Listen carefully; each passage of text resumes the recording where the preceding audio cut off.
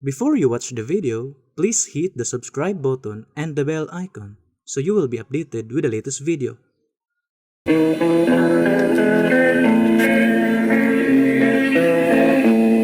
Mga kaigsunan o mga mahalamong tigpaminaw nining tungora karon amon usab kamong pagadapiton nining programa sa PBCM on Philippine Benevolent Christian Missionaries Association of Mercy Incorporated.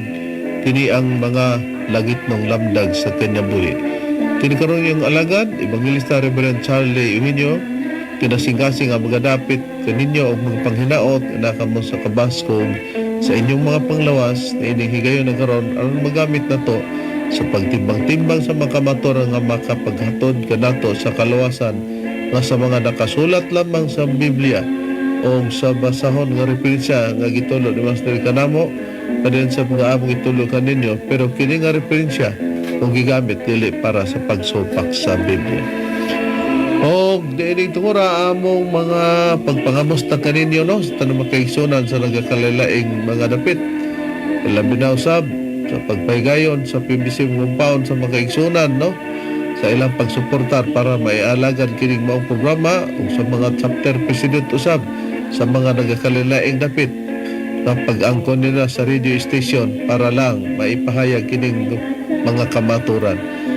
O sa mga membro sa PBCM atong timbang-timbangon dili nato pagkalimtan gyud ang sulod sa usa ka tuig nga may tulo ka hugna nga pagpanagtigom nga gitulo ni Master kanato ang Marso 10 ug ang Agosto 19 ug ang Disyembre 29 o pagpahinomdom nga ang atong obligasyon para usab sa Palace Reconstruction nga mga paghatag niya na binulan pagpaghinaot kami niya na kadili nato nga na pagkakalimtan o nining tunguro karon magapadayag o magapaila pa ang kauban pang ebanghelista o ministro. Kumusta og mayong pagpatalinghong usab sa gihapon kini ang inyong igsoon ebanghelista Brother Juan Ronilo Mangalos may usa nga makikuban kaninyo nining atong programa karon. Ingon ini kita nga oras sa inyong pagpatalinghog dinhi sa RMN DXPR Pagadian City alauna ngadto sa alauna imedya ang tagna sa kahaponon. Og ang akong pagpanimbaya o ang among pagpanimbaya sa tanan nga mga kaigsunan ubos sa pagdumala sa presidente Brother Donald Ainley og sa mga kaigsunan nila ni Sister GD Palabrica Ainley or Ainley Palabricano GD Ainley Palabrica og sa imong pamilya, Brother Boy Paderon og sa imong pamilya, mga Aladad family, mga Jalil family, Albarico family, og ni Brother Marshall og ni Sister Bibi Jana og sa imong pamilya, ingon man kang Brother Marshall Dilion og sa imong pamilya. At igsoon usab Sister Raquel Arribado og sa imong pamilya may pagpaminaw. Og ang programa sa PBC nga mga langit ng lamdag sa kinabuhi mabati na kini sa 23 ka mga radio station Visayas ug Mindanao. Dinhi sa Cebu City sa DYLA, dinhi sa Toledo City sa DYHR, dinhi sa Butong Pinamungan Cebu sa DYRR, dinhi sa Surigao City sa Real Radio, dinhi sa Bayugan City sa City FM, dinhi sa Butuan City sa Radyo Pilipino, dinhi sa probinsya sa Bukidnon sa Valencia City sa Pawi Radio, dinhi sa Malaybalay City sa RMN DXMB mabati usab sa ilang FM station sa Valencia sa IFM. Dinhi sa Manolo Fortits Bukidnon sa Radyo Natin mabati usab ang atong programa. Dinhi sa Iligan City sa Radyo Bandira, dinhi sa Dipolog City sa RMN DXDR og usab dinhi sa RPN DXKD Dipolog. Dinhi usab sa Calamba Misamis Occidental sa DXMM FM. Dinhi sa Cagayan de Oro City og sa Misamis Oriental mabati usab dinhi sa Digsario Radio Ultra, dinhi sa RPN Dixkidi, RPN Dixkio, Teleradyo Cagayan de Oro City, dinhi sa Villanueva sa Cabuses Power Radio, dinhi sa Balingasag sa B Radio Waikurat FM. Kumusta sa mga PBC Women's Group po sa pagdumala sa Presidente Madam Gaga Eugenio, og dinhi sa Ingog City sa Real Beat Radio mabati sa mga tong programa matag adlaw Domingo. At kung gustong magpadangat sa mga pangutana, i-text lang kami sa mga numero sa Globe 0917-811-8882 sa Smart 0908-3938-768. O kamong tanan karon nga nagasunod Nini karon nga inyong pagpaminaw kamo na niya na ang kalakip sa among mga gipanimbaya. O garon sa pagisgot sa tima, balik ko kamo kang Reverend Charlie. Nining tungura, Bradron, ang atong mga pagpagyan sa pagtubag, may tungod sa topiko sa pagkakatumanan, sa haleng silangan, sa dapit sa atong magtutulo nga Espiritu Santo, nga may sitas o sa sitas nga atong gigamit, ang Proverbio 25:25, Bradron. O niya, nagpataka, lugar kibalita, kung sa laing pagasulti, ni anak, nga nagamit-gamit daw ta nga kana kunong Far East maura ba kuno na di ay kuno nang halayong yuta but niyang ipasabot ni Bindilyo pastor sa Sabadista nga kinsa tinukod ni Ellen Gold White na nasayop lugar kita sa atong pagkagamit ni ini. Bueno, atong ipasikad din Hebradon ang atong tubag ug ato usa nga ipabati ang iyang mga katarungan. Okay, paminaw na to ang tingog ni Mitchell Bendilio, pastor sa Sabadista, mahitungod niya nga yatang gipakasayop sa teksto nga atong gigamit para sa lutawan sa maayong balita pinagi sa Espiritu Santo nga gihulagway sa Biblia sa pagtagna ingon sa bugnaw nga katubigan mo lutaw kini sa halayong yuta. Ni atong paminawan ang iyang tingog ni Mitchell Bendilio, pastor sa Sabadista. Napailang tagna nga ilang maumao nga Proverbio 25:25 sa mas bugnang tubig. Nga ka sa layong yuta o niya sumpayan na yung Isaias 43:5 sa mupat version. Pares na kung mo'y magdaghan. Ang pares parehag ang halayong silangan o halayong yuta maura makalinis ang igsuon. Ang pares parehag ang halayong silangan o halayong yuta maura makalilisang igsuon. Di sa ato pa kana daw kunong halayong silangan o Far East halang yuta makalilisang kuno mga kaigsunan kung himuon lugar kuno namo nga maura. Usa para niya kanang Proverbio 25:25 dili na halayong silangan lugar ang ipasabot. Unang-una ato sang tukion Bradron nga kining atong nasod nga Pilipinas gitawag ni halayong silangan diin diri nagsukad Bradron ang atong central office diri sa barangay San Antonio sa Misamis Oriental nga kung i-division nato Bradron niya nagsugod sa Mindanao dayon may mga sakop nato sa dapit sa Visayas dayon dapit sa Luzon ug sa ubang nasod sa ato pa Luzon, Visayas o Mindanao ang gilangkoban niya na sa atong nasod nga Pilipinas. Pero pagpamatuod nga hain mang dapita nga nasod, yuta gina. Kining atong nasod nga Pilipinas, yuta gini. Pero kung ignon nga unsang matanga ang lokasyon ini, halayong silangan gini. Unsay priba, brother? Ang prueba basahan ako sa usa ka libro nga naguluhan The Philippines, A Unique Vision by Sonia Msaidi with Gregorio Ifsaides, History of the Republic of the Philippines, 2nd edition. Ano ko mabasa rin sa page 16. Ngayon kini. Although most of its rich mineral resources are still underdeveloped, the Philippines is already the largest copper and chromite producer in the Far East. Nasato pa, isang tuod o wala pa matipad sa husto ang madagaya nga tinugban sa kinayahan. Ang Pilipinas mauna ang pinakadako nga nagmina sa copper o chromite sa halayong silangan. Atong gibasa ang lokasyon di ay sa Pilipinas pinaagi sa dili diferensya Bradon nga libro kun dili referensya ni agyo di ay nahamutan kini sa halayong silangan. Karon ang atong pagsusihon balikan ta pagbasa katong gibasa niyang Proverbio 25:25 nga gipakasayop kita nga ang kana kunong Far East nga atong giparis dito sa Isaias 43:5 gikas Proverbio 25:25 nga halayong yuta o halayong silangan o Far East maora ba day kuno na magkalahi kuno na para niya basahon ta Bradron. Okay, ang Proverbio 25:25 mao ni ang nakasulat. Ingon sa bugnaw nga katubigan alang sa usa ka giuhaw nga kalag mauman ang maayong balita nga gikan sa halayong yuta. So dunay mulutaw nga maayong balita Reverend nga gikan sa halayong yuta gipakasama kini og bugnaw nga katubigan alang sa usa ka giuhaw nga kalag. Atong timan-an nga ang tagna sa Biblia nagisgot diri halayong yuta nga may mulutaw nga maayong balita. Mao nga dili malikayan nga atong susihon. Kung doon na may halayong yuta nga matod pa ni Bendilio, dili kuno na haling silangan kay aron kuno mahaling silangan, parisan kuno namo din og 43:5 sa James Moffat. Kaya ang nakasulat gud sa James Moffat translation sa chapter 43 verse 5 sa Isaiah, giingon man gud, "From the far east will I bring your offspring, and from the far west I will gather you." Ato pa, gikan sa halayong silangan, pagadadon ko ang imong kaliwatan.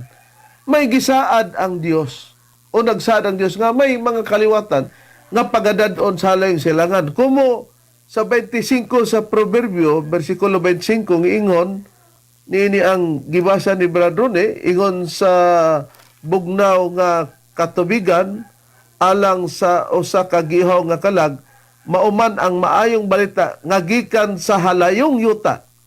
Timan-an nato, susihon nato. Kung doon na may halayong yuta, nga mulutaw diya ang maayong balita. Balita baka nga hihuba Bradron, nga gamiton nga principal o sentro niya ng maong halayong yuta. Dili Reverend, kay ang balita nga hiyubang sa sinugdan sa unang pagpangalagad, unang hugna sa pagpangalagad himantala nila ni Moises, mabasa nato sa Deuteronomio 32:3 ug 4, matod pa ni Moises kay gamantala ko ang ngalan ni Hiuba, kalakip gani ang bato nga gimantala, ang bato ang iyong bot hingpit man, mao na si Hiuba gimantala solo. Dili to magpadayon kay mismo si Hiuba nga gimantala ni Moises, mao'y naghimog tugon nga dili na itudlo o iwali ang iyang ngalan. Niya ang pruiba basahon ako sa Jeremias, Kapitulo 31, versikulo 31, 34 gingon. Anya karon ang mga adlaw moabot na nagaingon si Hiuba nga ako magabuhat og usa ka bagong tugon uban sa balay sa Israel ug uban sa balay sa Huda. Kun unsa maning bagong tugon nga gihimo ni Hiuba, nga kini si Hiuba muni ang gimantala sa unang hugna sa pagpangalagad sa mga taong Israelinon, niya sa 34 ang bagong tugon nga gihimo niya. Og sila dili nagayon magtudlo ang tagsa-tagsa katawo sa iyang isig katawo og ang tagsa-tagsa katawo sa iyang igsoon sa pag-ingon ilhon mo si Hiuba. Busa atong gisusi Reverend, kung kining 25 sa proverbio ang mayong balita nga mulutaw sa layong yutla gipakasamag bugnang tubig balita bani may tungod kang Hiuba ang tubag, dili tungod kay ang pagwali o ang pagpanudlo sa ngalan ni Hiuba kadtoy dili magpadayon. Kung dili man balita nga Hiuba ang balita nga mulutaw sa halayong yuta Bradron nga gipakasamag bugnawng tubig, ang pangutana balita ka kana mahitungod sa atong Ginoong Hesukristo sama sa nagkalalain nga pangalan sa mong reliyon, pero gitabangan nila og dala-dala ang ngalan sa pagwali diha sa ngalan nga Kristo. Ang tubag Reverend dili busa dilang ikasakit sa tanang relihon nga nagdala og nagpadayon sa pagsangyaw sa ngalan ni Kristo tungod kay ang Biblia nagpahayag nga kining pagsangyaw sa mayong balita mahitungod kang Kristo dili magpadayon kay si Pablo nag-explicar nga dili pa ni mao ang kahimpitan og kini mawala. Pero wali na sa sinugdanan pod Bradron. Tinuod ka na og ang pruiba nga giwali kini sa sinugdanan mao ni ang kapuli sa kang Hiuba. Kay ang kapuli ni Hiuba nga alagaron sa tawo man si Kristo sa pag-abot ni Kristo, siya ra pod ang gisangyo sa tanang tawag sa tanang dapit sumala sa pahayag ni Pablo. Kolosas 1:27-28 rib ang akong basahon giingon, gibutan sa Dios ang pagpailang adto kanila sa kadako gayod sa mga kadagaya sa himaya sa mong tinago alang sa mga hintil, ang tinago nga si Kristo anaa kaninyo ang paglaom alang sa himaya. Siya si Kristo mao pagamit og siya singular na Kristo ra gyud mao ang among ginasangyaw sa among pagpanambag sa tanang mga tawo ug sa among pagpanudlo sa tanang mga tawo diya sa tanang kaalam aron among ikapatubang silang tanan ingon nga mga hingko diya kang Kristo. Busa sa akong giingon nga dili pod mayong balita Kristo ang mulutaw sa halayong yuta gipakasamag bugnang tubig, kay akong giingon nga dili kahingpitan, pero sa wala pag-explicar nga dili kahingpitan ng pagwalis mayong balita ni Kristo Reverend, gisangyaw po nila ni Pablo sa tanang tawag sa tanang dapit isip mao'y puriba nga silang panahon si Kristo ra gid mo ilang gisangyaw. Gani og sundan si Pablo nganong si Kristo ra gid ang gisangyaw tungod kay mao kini ang sukod nga gihatag kanila sa Dios nga dili pagalapason. Ikaduhang Korinto 10:13-14 sa pahayag ni apostol nga si Pablo nga atong mabasa, apan kami dili magpasigarbo lapas sa sukod kundi sumala sa sukod sa gilayon nga gibahin kanamo sa Dios, ingon nga sukod nga nagaabot diha kaninyo kay kami wala maglapas sa among sukod nga daw wala kami paabot diha kaninyo kay kami mao ang unang nagpakaabot diha kaninyo dala ang maayong balita mahitungod kang Kristo. So mao pud ni ang rason nila ni Pablo nga wala nila gisagol ang pagwali sa ilang kapanahonan nga giapil ang amahan nga si Jehova, ug wa pud nila giapil ang pagwali sa balita sa Espiritu Santo. Principal o sentro nga pagwali. O tinuod ka na. Pero sa lintungan na Reverend, nga nung atong gikonklusyonan nga ang tagna sa Proverbio 25:25 dili pod Kristo kana nga maayong balita, tungod kay si Pablo ra pod mo nag-explikar sa diyang niabot ang panahon gyud nga mahibaloan sa mga tao nga kining ilang gisangyo sa tanang tao ug sa tanang dapit nga mao ang ngalan ni Kristo, dili to magpadayon nga isangyo o iwali tungod kay matud pa ni Pablo dili hingpit og katupay og katoy mawala. Dili pa mao ang kahingpitan og katoy mawala nga may mupuli pod nga hingpit. Okay, ang basahon nako aron nga ang mga naminaw dili mo kay tumutumot lang ang mga ministro niya sa Biblia nga Katolikong hiligaynon. Adunay pagtambayayong nini sa mga scholar po sa Biblia, Protestante o Katoliko. Basahon ako ang pahayag ni Pablo Rib sa unang Korinto kapitulo 13 bersikulo 9 ug 10. Gingon. Kaya ang aton ihibalo kag ang pagwali sang pulong sang Dios nga ginbugay sa aton indi pa himpit, pero kung ang himpit mag-abot ang indi himpit magataliwan. Atong timan-an nga si Pablo nag-explicar nga doon na sila giwali nga pulong sang Dios, pero matud pa ni Pablo dili daw to hingpit ug kadtoy mawala kanang taliwan, inig abot sa kahingpitan. Sa ato pa nay hingpit nga wali ug nay dili hingpit nga wali, nga ang dili hingpit mao tong pulong sang Dios nga ilang giwali. Atong susihon asa bagi pahinungod ni Pablo kining ilang giwali nga pulong sang Dios, pero matud pa niya dili pa hingpit ug kadtoy mawala, inig abot sa kahingpitan. O si Pablo ra gyapon dinhi sa Roma ang atong kuhagpahayag sa kapitulo 10 bersikulo 17 sa mao ra gyapong Biblia nga Katolikong hiligaynon. Gingon, gani ang pagtuo nagagikan sa pagpamati sang pulong sang Dios. Kagang pulong sang Dios, mao ning iyang gi-explicar sa unang Korinto, ilang giwali pero dili pa mao ang kahingpitan ug katoy mawala inig abot sa hingpit. Kagang pulong sang Dios nagaabot paagi sa pagwali nahanungod kay Kristo. Busa ang pagwali dahil sa maayong balita mahitungod kang Kristo, Reverend, dili dahito magpadayon kadtoy mawala kay dili pa mao ang kahingpitan. Busa ang tubag sa pangutana kung dili man Hiyuba kining maayong balita nga mulutaw sa halayong yut lagi pagkasamag bugnang tubig kay dili naman ipadayon ang pagpanudlo sa ngalan, dili po di ay Hesukristo, Reverend, nga maayong balita ang mulutaw sa halayong yut lagi pagkasamag bugnang tubig. Kay atong nabasa sa Biblia, dili pa kahingpitan ang pagwali sa maayong balita mahitungod kan Kristo, mawala kini inig abot sa hingpit. Na karon, kung doon na may balita nga maayong balita nga tuwa sa halayong yuta, bradron, dili man di ay Jehova, dili man po Hesukristo kay napamatud-an na nga adunay pagpahunong na niya na o gihimo nga ang wali nga Kristo sa pagpamatod niya po sa Pablo nga dili pa day tumao ang kahingpitan kay may hingpit nga mupuli niya na o katong puli niya na sa kang Kristo mao to'y iwali. Kinsa ba ang puli ni Kristo nga mao na ang iwali niya nang dapit nga gingog halayong yuta nga supak si Mitchell Bendilio nga kana halayong silangan dili daw na, brethren. Okay, Reb, nindot ang atong kuhaag tubag sa pagtubag sa pangutana kung kinsa ang kapuli sa atong Ginoong Hesukristo, mismo ang atong Ginoong Hesus may atong kuhaag pahayag kinsa ba'y kapuli niya. Niya sa Biblia nga akong pagabasahon ang pulong sa Dios sa Juan kapitulo 14 bersikulo 25 ngadto sa 26, Reb, ang akong pagbasa ingon ini. Kining mga butanga ginasulti ko ng daan kaninyo samtang kauban paninyo ako, pahayag kini ni Ginoong Hesus. Apan kun makagikan na ako ang magdadasig nga mao ang Espiritu Santo, mao ang ipadala sa amahan, puli kanako. Mosa kung kinsa ang mulugar nga kapuli sa atong Ginoong Kristo, sanglit nga kini si Kristo mo'y napuli sa dapit sa amahan nga si Jehova, kung magisgot na sa pagpangalagad, giwali po o gisangyaw, pero atong gisusi nga dili magpadayon ang pagwali sa ngalan ni Kristo kay dili kahingpitan. Doon na day kapuli niya, Reverend. Nga sa atong nasusi sa Biblia, ang kapuli niya, o lalayan, mismo si Kristo mo'y namulong. Ang kapuli niya mao ang Espiritu Santo. Kung mao, matinaw nga ang maayong balita nga gikan sa halayong yuta, balita day na nga Espiritu Santo puli kang Kristo. Doon na ba'y mga tao nga gitag na ang mga muwalig yun sa Espiritu Santo, brethren, o kanay sa pagklaro na sa aktual nga panghitabo na natuman na diri ka nato busa mo ka na nganong wali na sa Espiritu Santo nga atong giwali. Sa Biblia, Reverend, hanay kayo nga dunay mga tao nga gihimong kasangkapan sa Dios nga ang ilang ibalita dili Kristo, dili pud Jehova, kundi maayong balita na pinagi sa Espiritu Santo. Basahon ako ang tagna nga nakasulat sa Biblia dinhi sa pahayag ni apostol nga si Pedro sa naunang Pedro, nahaunang Pedro kapitulo 1 bersikulo 12 gingon og kanila gipadayag nga dili sa ilang kaugalingon kundi kaninyo na nag-alagad sila diha sa mga butang nga karon gikapahibalo na kaninyo pinaagi sa mga tao nga nagawali sa maayong balita pinaagi sa Espiritu Santo nga pinadalagikan sa langit mga butang nga niini ang mga manulunda nangandoy sa pagsudong. Sa walay ko kaulaw Reverend atong giangkon nga kita kining mga tao nga mo'y katumanan nga gihimong kasangkapan sa Dios kay niya nato ang ilhanan kay kita lang ang nagwali sa maayong balita pinaagi sa Espiritu Santo.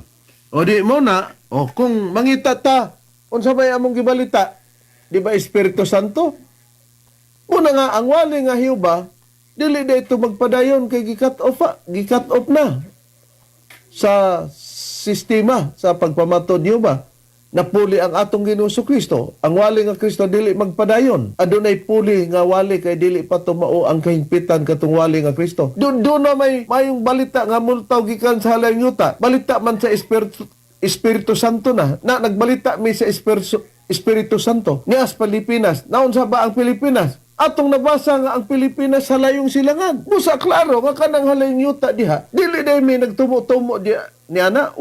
Makasabot si Bindilyo kay di man mo yun kang iya di man god muhaom kay ang iyang dapit nga gilutawan diin iyang gipasakupan na dili man gud na haleng silangan ng Amerika sa Amerika man ang Sabadista mo nang masakit siya niya na pero mo na labing tinuod nga sa Pilipinas ang Pilipinas din gilutawan sa balita sa Espiritu Santo sa nabasa nato nga libro halayong silangan ang ila dili man god mahalayong silangan.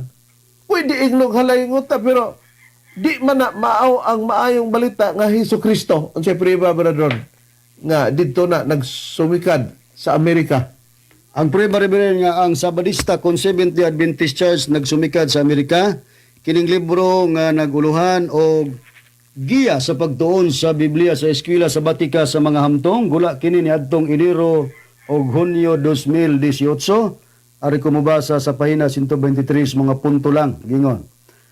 Ang Iglesia Adventista nagatubo gikan sa gamayng pundok sa mga magtotoo sa Northeastern United States ngadto global presence nga nagsubay sa atong pagkatinawag diha sa kahayag sa mga mensahe sa tulo ka mga manulunda sa pinadayag. Busa ang rason usagid sa rason nga musupag gid Bindilyo nga dili dinhi sa Pilipinas o halayong silangan mulutaw ang mga tawo nga magwalis maayong balita. Tungod kay kining yang gipasakupan gud Reverend nga pundok nga Iglesia Adventista del Séptimo Día didto di ay ni nagtubo nagsugod sa gamayng pundok sa mga magtotoo didto naggikan sa Northeastern United States of America. Oh, di nakita na to nga mukha na ang rason nga supakon ni Bindilyo nga nay maayong balita nga mulutaw sa langyuta nga dili kuno balita sa Espiritu Santo sumabag inyo ng balita og inyo na ngano man nga ang gibalita ninyo nga Kristo dili pa man magpadayon matud pa ni Apostol Pablo kay mawala pa na unya moingon mo nagbakak we adi gilalis ninyo si Apostol Pablo dili ang mga ministro sa PBC ngano man kay dili kami ingon nga nakiglalis og sa balaod pa sa gobyerno nga nituman mi law abiding citizens mi law abiding mi sa Bible nagtuman mi sumala sa Biblia sa katumanan ra po namo mo nang among gisulti unya kay ang maayong balita sa Espiritu Santo man among gibalita gingon mag-ingon sa bugnong katubigan kining balita nga gipakasama og bugnong tubig nga maong Espiritu Santo. Ang Espiritu Santo ba di ay bradron sa Biblia ba gipakasama nig tubig bradron? Gipakasama og tubig Reverend mao nang wa gid ta masayop sa paggamit sa Proverbio 25:25 nga kanang mayong balita nga nga mulutaw sa halayuta nga gipakasama og bugnong tubig nga ang katumanan ginabalita sa Espiritu Santo tungod kay ang Espiritu Santo sumala sa Biblia gihulagway kini ingon nga tubig. Dati Biblia nga the message sa sulat ni Pablo sa Ephesians chapter 5 verse 18 gingon, don't drink too much wine that cheapens your life. Drink the Spirit of God. Pagingon nga ayaw palabi pag-inom og bino nga makapamubo sa imong kinabuhi, hinunuaim na ang Espiritu sa Dios. Kung kinsa man ning Espiritu sa Dios nga ipainom sa ato pa tubig ang kahimtang niya kay ipainuman. Ingon nga tubig. Ingon nga tubig pero Espiritu sa Dios. Kung kinsang Espiritu sa Dios sa pagbautismo kang Kristo dito sa Jordan nga atong mabasa sa Mateo 3:16 ug 17 sa gangmihaw siya dunay nabukas ang kalangitan ug mikunsa diha kaniya kang Kristo ang Espiritu sa Dios ingon sa salampati ug kinsa kining Espiritu sa Dios nga mikunsa diha kang Kristo ingon nga salampati mao ning Espiritu Santo sumala sa Lucas kapitulo 3 bersikulo 21 ug 22 matud pa dinhi sa og sa nabautismo na ang tanang mga tao og sa diha nga si Jesus usab na bautismo na og nagampo ang langit na bukas og diha kaniya mikunsad ang Espiritu Santo sa dagway nga lawas nun ingon sa salampati. Busa katong giingon ni Pablo, don't drink too much wine that cheapens your life. Drink the Spirit of God. Ang ipainom diha, yung naghulagway nga tubig kay ipainuman, ang Spirit of God o Espiritu sa Dios walay lain mao ang Espiritu Santo. Di nakita nato niya tungod kay gipakasama magtubig ang Espiritu Santo, ang Espiritu Santo ba ingon pod nga mahuwad brethren? Tinuod ka na, ingon gid pod nga mahuwa, tungod kay hulagway man ang Espiritu Santo nga tubig, so ingon pod nga siya maihuwad. Niya sa pahayag ni Pablo, atong basahon, sa Roma Kapitulo 5, versikulo 5, gingon, og ang paglaom dili mo pahigawad kanato kay ang gugma sa Dios gikahuwad man ngani sa atong mga kasing-kasing pinaagi sa Espiritu Santo nga gikahatag kanato. Kumo kay gisplikar ni Pablo, ang Espiritu Santo ingon nga tubig kay ipainuman, drink the Spirit of God. So dugang prueba nga kini siya gihulagoy gid nga tubig kay ingon nga gihuwad ang Espiritu Santo sa atong mga kasing-kasing. Busa ang Espiritu Santo gipakasama gid eg tubig kay mahuwad man. O di klaro na ganina, drink the Spirit of God. Nakaron, tungod kay ang Espiritu Santo gihuwad man nga sa nga kasing-kasing sa tao. Saon sa magpaagi nganong diya sa kasing-kasing ingon nga maihuwad ang Espiritu Santo busa nagasimbolika na ingon nga tubig bradyon. Okay, nganong diha gid gisintro sa kasing-kasing reverend para ang katuyuan nga diha ihuwad sa kasing-kasing nga Espiritu Santo para ang katuyuan malamdagan ang kasing-kasing. Oh, malamdagan ang mga kasing-kasing sa mga katawhan na masayod sila nga diha niana sa Espiritu Santo sila gitawag. Okay, niya ang prueba basahon na kurib sa Episo Kapitulo 1, versikulo 18, kay kamo na ko kini sa versikulo 13, ngayon sa pagpahayag. Ang nga magalamdag sa mga mata sa inyong kasing-kasing, aron inyong masayran kung unsa ang kalauman, diya sa iyang pagtawag kaninyo, kung unsa ang mga bahandi sa iyang mahimayaong panulundon diya sa mga balaan. Busa mao ni ang katuyuan, nganong giingon si Pablo nga ihuwad ang Espiritu Santo, kay gihulagway ingon nga tubig diya sa kasing-kasing, tungod kay ang kasing-kasing aron nga malamdagan kini aron pod nga masayod sila sa kalauman diha sa pagtawag sa Dios sa mga tao. Ug sa dihang natawag ang mga tao sa gitawag sa Dios ang mga tao nga nalamdagan na ilang kasing-kasing kay nahuwaran sa Espiritu Santo sa mayong balita nya ang mayong balita wala lain mayong balita pinagi sa Espiritu Santo sa dihang tuuhan ni mao ni siya ang makapaluwas sa mga tao. O mausab kini September sa kaluwasan. Tinuod ka na, Reverend. Ang akong basahon kining versikulo 13 sa kapitulo 1 sa Episo. Gingon, pinagi kaniya. Kamu usab sa pagkadungog ninyo sa matuod nga pulong sa maayong balita. Waylain mayong balita nga gi-explicar ani gipasabot balita pinagi sa Espiritu Santo tungod kay ang balita nga Kristo dili hingpit ug mawala, ang balita pud nga Hioba dili pud magpadayon. Sa to pa ang mayong balita nga madunggan pulong sa mayong balita nga madunggan mahitungod sa pagluwas mao kini ang balita sa Espiritu Santo. Og matud pa dinhi sa nagpanuo na kamo kaniya gitimbrihan kamo nga ang gitimbre mao ang gisaad nga Espiritu Santo.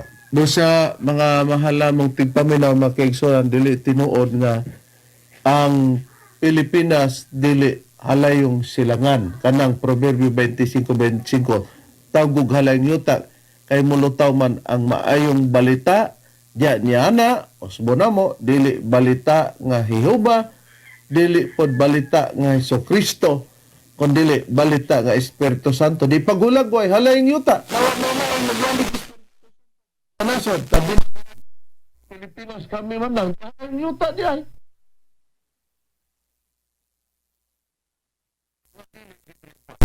Kung saan mong gipanghinaot nga nalamdagan ka mo sa mga kamatoran, miabot naman ang oras, dirita sa kamatoran magpasakop.